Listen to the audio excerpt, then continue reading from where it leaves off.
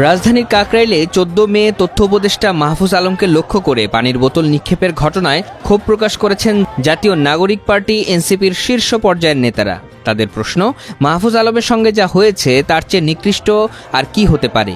তাদের মতে, সমালোচনা গণতান্ত্রিক অধিকার, কিন্তু শারীরিক লাঞ্ছনা বর্বরতা। এনসিপির সদস্য সচিব আক্তার হোসেন তার ফেসবুকে লিখেছেন, মাহফুজ আলমের উপর হামলার নিন্দা জানাই, সঙ্গে নিন্দা জানাই যারা উল্লাস করেছেন তাদেরও। হামলাকারী কোন ইন্টেনশনে হামলা করেছে তা এখনও অজানা, সেটা খুঁজে বের করা হোক। এই হামলাকে জাস্টিফিকেশন দেওয়ার সুযোগ নেই। দোষীকে আইনের আওতায় আনা হোক।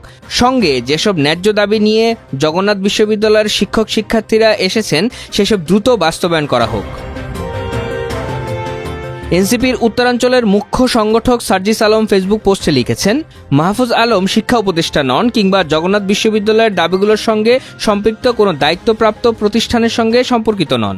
তারপরও তিনি সেখানে গিয়েছিলেন অভ্যুত্থানের ছাত্র জনতার একজন প্রতিনিধি হিসেবে, আপনাদের প্রতিনিধি হিসেবে। তিনি নিজের অফিস কিংবা প্রশাসনিক জায়গায় আপনাদেরকে না ডেকে বের হয়ে রাজপথে আপনাদের কাছে গিয়েছেন। এরপর তার সঙ্গে যে আচরণ হয়েছে সেটার জন্য আপনাদের প্রতি ধিক্কার। আপনাদের আগে কমিটমেন্ট দেওয়ার পরও কেন কাজগুলো বাস্তবায়ন হলো না, সেটার জন্য আপনাদের তো শিক্ষা সচিবকে কাঠগড়ায় দাঁড় করানো উচিত, শিক্ষা উপদেষ্টাকে জবাবদিহি করানো উচিত। সেটা না করে যিনি আপনাদের কথা শুনতে গিয়েছেন আপনারা তাকে আঘাত করেছেন।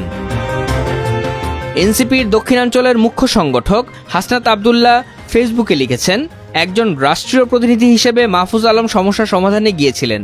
তাকে শারীরিকভাবে লাঞ্ছিত করা কোনোভাবেই প্রত্যাশিত নয়। এ কথা স্পষ্টভাবে মনে রাখা প্রয়োজন।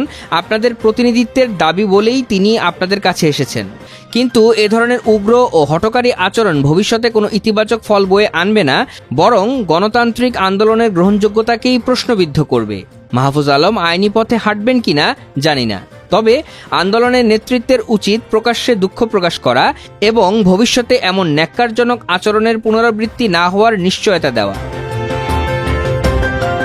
তিনি আরও লিখেন, সমালোচনা গণতান্ত্রিক অধিকার, কিন্তু শারীরিক লাঞ্ছনা বর্বরতা এবং সেটির কোনো যুক্তিসঙ্গত ব্যাখ্যা নেই। অন্যদিকে অন্তর্বর্তী সরকারের আচরণও সন্দেহজনক। সব জনদাবির সম্মুখে ছাত্র উপদেষ্টাদের ঠেলে দিয়ে সংশ্লিষ্ট মন্ত্রণালয়ের উপদেষ্টাদের নিজেদের দায়িত্ব এড়িয়ে যাওয়ার প্রবণতা স্পষ্ট।